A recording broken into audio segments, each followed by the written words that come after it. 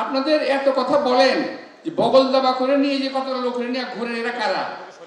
এই বেনজিরকে, এই আজিজকে ভারত থেকে ভারতের লোক বললো যে বাংলাদেশের মানুষকে জেলে দিয়ে মেরে হত্যা করে নির্বাচনে তারা জয়লাভ করেছে।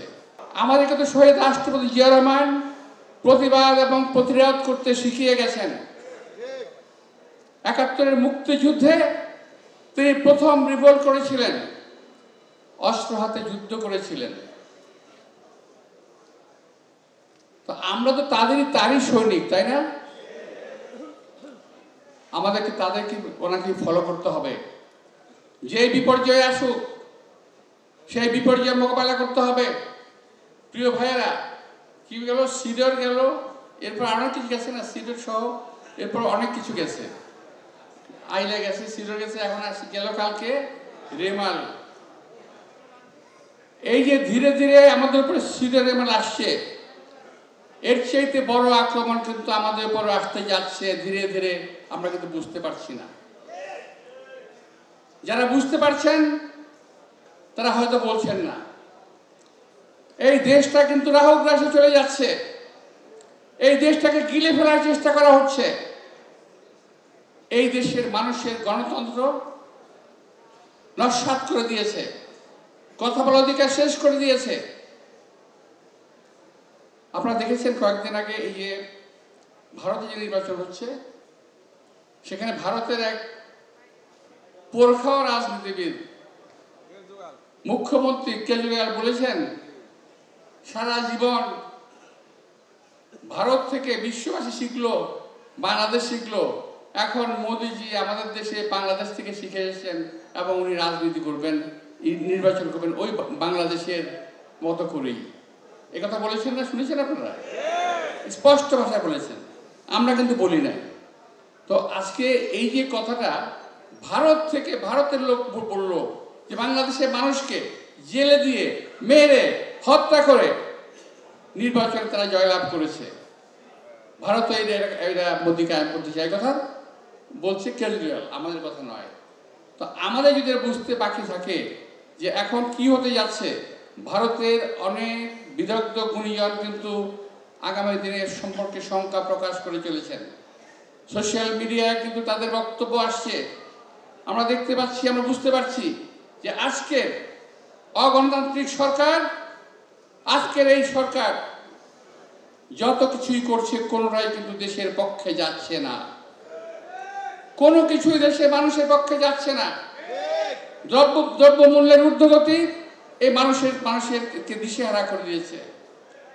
ছোট্ট একটা কাঁচামরিচ, বাবার সঙ্গে যখন ছোটবেলায় বাজারে গিয়েছি, তখন কিছু ওই ধনিয়া পাতা কিংবা কিছু মশলা কেনার জন্য দোকানের সামনে গেলেই শেষ পর্যন্ত ওই দোকানদার হাত দিয়ে একটা খাবলা দিয়ে কিছু মরিচ তুলে দিত ফ্রি।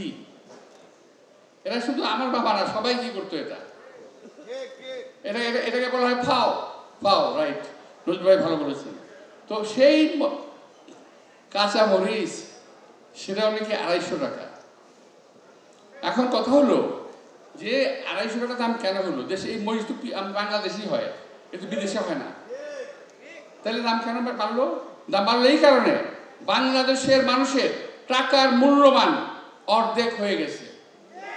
যারা ব্যাংকে টাকা জমা রেখেছেন, যারা 1000 টাকা রেখেছেন, সেটার মূল্যমান এখন 500 টাকা হয়ে গেছে। এই জন্য এটা আমরা মূল্য বৃদ্ধি হয়ে গেছে। এইটা কার কথা বলবো? এই সরকার কখনোই মানুষের মঙ্গল চায় নাই, এই সরকার কখনোই দেশের মানুষের স্বাধীনতা চায় নাই, এই সরকার মানুষ কথা বলুক এটা কখনো চায় নাই। আপনার দেশ নেত্রী বেগম খালেদা জিয়া সম্বন্ধে যখন কথা বলেন, তখন ভাবেন না যে আপনাদের নেত্রী একজন মহিলা। আপনারা যখন তারেক রহমান সাহেব সম্বন্ধে কথা বলেন, আমাদের চেয়ারম্যান, একটি চেয়ারম্যান তারেক রহমান কথা বলেন, তখন ভাবেন না যে আপনাদেরও একটি চেয়ারম্যান আছে। সুতরাং যদি আমাদের কখনো মুখ খুলতে হয় আমরা খুলবো, গালি দিতে হয় আমরা গালি দেব, যা পেরেছেন অতটুকুই থাকেন, এর চেয়ে বেশি পারবেন না। এটা কিন্তু দলীয় এবং জনগণের হুঁশিয়ারি। আপনাদের এত কথা বলেন যে বগল দাবা করে নিয়ে যে কত লোক নিয়ে ঘুরে, এরা কারা? এই বেনজিরকে, এই আজিজকে, আরও আছে একজন কি নাম ভদ্রলোকের, দিলীপ বড়ুয়া বোধ হয় না, দিলীপ বড়ুয়া কালকে বলেছেন না পরশুদিন পেপারে দেখলাম যে আওয়ামী লীগের সবই হলো চোরা কারবারি, লুটেরা। আমার আর কি বলার আছে ভাই, আমি কি বলবো? তো ওই সমস্ত চোরা কারবারি লুটেরাদের আপনি গালি দেন না, তাদের বিচার করেন না। আপনি আছেন আমাদের চেয়ারম্যান, অ্যাক্টিং চেয়ারম্যান তারেক রহমানকে নিয়ে, কি করেছে আপনার উনি? উনি তো বিদেশে পড়ে আছেন, অসুস্থ মাকে উনি দেখতে আসতে পারেন না, মামলা দিয়ে রেখেছেন। তারপরে তো আক্রোশ কি জন্য, কি জন্য তো আক্রোশ আমি তো বুঝতে পারি না। আক্রোশ হলো একটাই জিদ, শহীদ রাষ্ট্রপতি জিয়া রহমানের সন্তান। আক্রোশ হলো একটাই জিদ, বিএনপিকে এখনো ধরে রেখেছে, আক্রোশ ওটাই। তবে মনে রাখবেন, জিয়া রহমান যখন মারা গেলেন বিএনপি যেমন চলে যায়নি, শেষ হয়ে যায়নি। ম্যাডাম যখন অসুস্থ বিএনপি চলে যায়নি, তার একটা অন্য দেশে আছেন, বিএনপি চলে যাবে না। এই কথাটা মাথায় রাখতে হবে যারা আপনারা ভাবতেছেন বিএনপি সম্পর্কে।